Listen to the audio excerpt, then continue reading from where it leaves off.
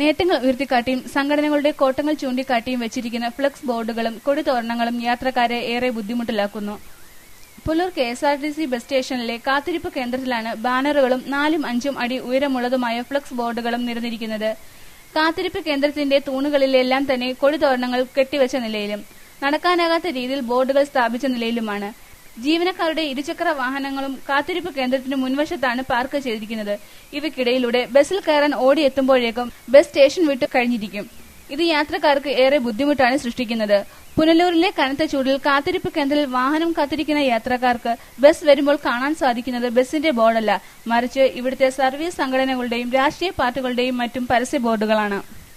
കഴിഞ്ഞുപോയ പരിപാടികളുടെ ബോർഡുകൾ നീക്കം ചെയ്തിട്ടുമില്ല. അധികാരികൾ ഈ ഫ്ലെക്സ് ബോർഡുകൾ നീക്കം ചെയ്യുന്നതിനുള്ള നടപടികൾ സ്വീകരിച്ചില്ലെങ്കിൽ പരസ്യ ബോർഡുകളുടെ പ്രദർശന സ്ഥലമായി പുനലൂർ KSRTC ബസ് സ്റ്റേഷൻ മാറും എന്നതിൽ ഒട്ടും സംശയിക്കേണ്ടതില്ല. ലൈവ് വാർത്ത, പുനലൂർ.